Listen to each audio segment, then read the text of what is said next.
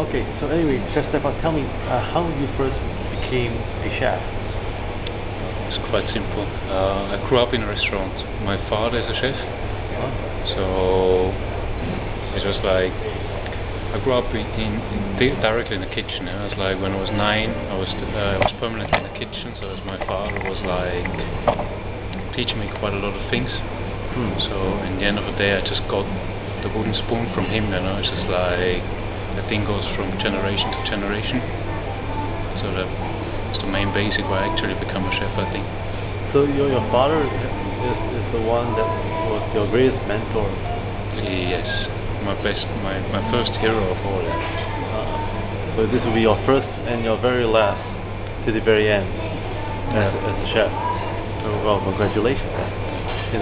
So tell us a bit about how do you get your inspiration, from all the cuisine, especially the one that you created tonight? Mainly the whole thing is focusing on the season. So it's like, as Novus is a European restaurant, the whole season what I'm taking is from Europe. So currently it's like spring, summer. So right now you're tasting like white asparagus. So once the seasons are changing, like in the next one month we go to truffle. It's like summer truffle is coming up. So it's actually the inspiration comes mostly from nature. It's like the first thing you take is the ingredients, and afterwards you're trying to make your dish, your creations out of that.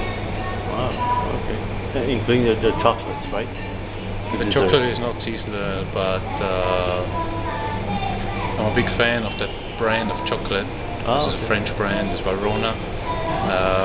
It's actually quite, let's say, it's more simple to work with it because the kind of fat content of the chocolate is quite easier to work than certain other brands.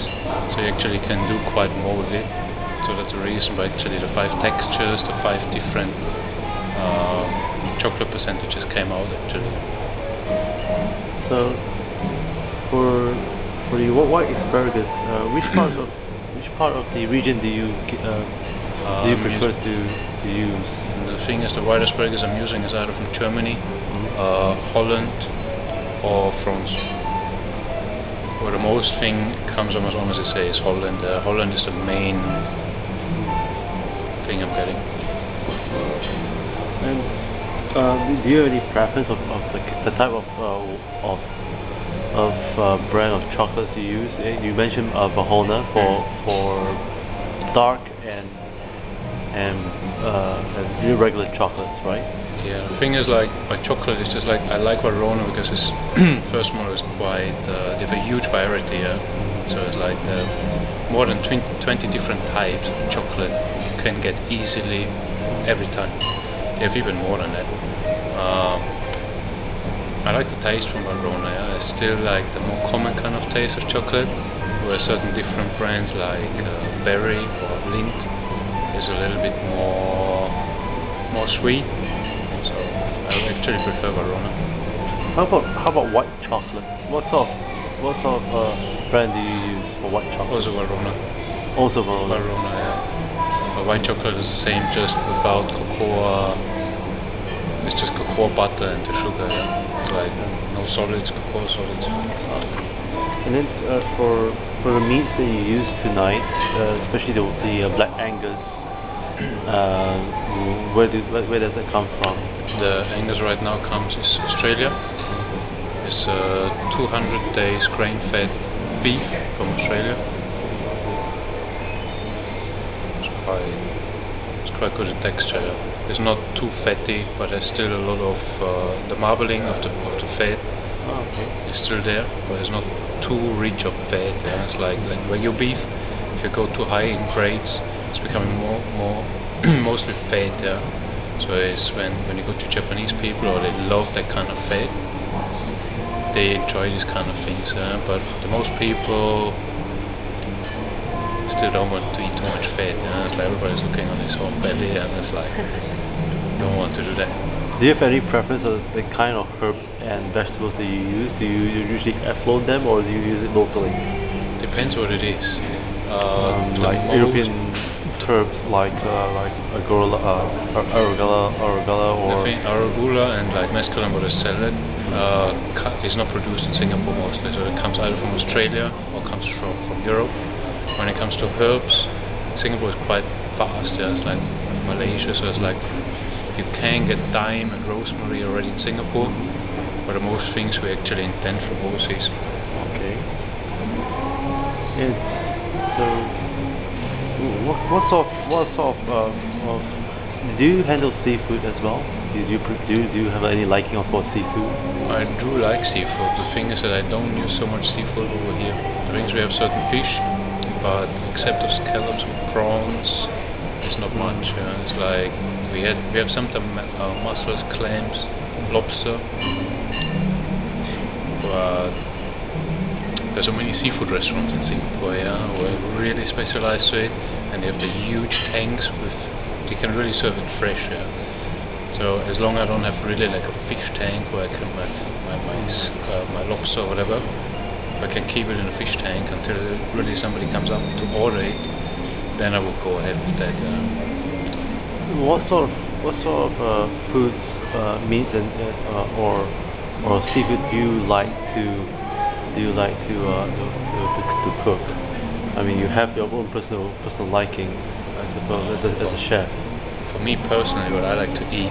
No, I mean cook. To cook, yes, in a restaurant. Do you like to handle more meat or? I personally like to handle more meat. It's like I'm a personally meat person. I like fish and everything else. But the thing is, working with, I can do more with meat actually, because you can brine the meat for quite long. Brine meat for 24 hours to really extract the flavors. And the thing is, I'm coming from Austria. So if you come to Austria once, I can show most restaurants run like with meat. Nobody's eating fish at all. So it's like seafood. We're far away from the sea, so it's more like meat is main concentration. So do you consume more lamb over in Austria or more beef? More beef. The main thing is still pork, chicken, and beef. That's the main thing we eat. Okay. Lamb is still quite big, but lamb is getting very expensive lately. Wow. Generally around the world, so it's like it's not easy working with anymore. So since you love working on beef as well as chicken and pork, well, which do you prefer most to work with? Beef. I think it's beef. Okay, great. So, but what kind of beef? Because there's a variation of the Angus. It depends all the time. I like things what I can work long with it. What means is like either you have beef cheeks or using anything you can really like braise for like 48 hours and really putting flavors inside. It's like cooking a steak is something what is good, but it's quite simple. But the thing is, most people know how to cook a steak. But if it comes to beef cheeks or oxtail or like any kind of parts of the beef, what are not tender at all, we really need to braise them for quite a long time.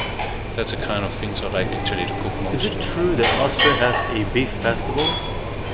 They have something like a beef and beer festival, is that correct? I think beer festival definitely.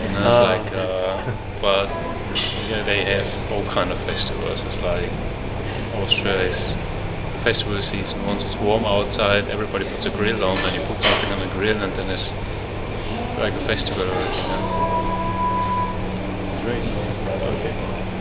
So any surprises or preview for the next season? You have summer truffle. So what kind of summer truffle are you going to blend with? The thing is, like, we're buying the summer truffle from France, and the thing is, we will have a whole menu actually that will coming up like more than 20 dishes out of that. I will put it on my set lunch and then incorporate it in my a la carte menu. Then I try to make a special degustation dinner for the truffle. So So that will be in about July, is that correct? July? End of June, yeah. I want to launch it by end of June actually. So thank you, Chef, and we look forward to your next season, and also as well as the new latest wine pairing from Austria. We love your wine tonight. Yeah, that's good. Yeah. Thank you. Thank you. Yeah.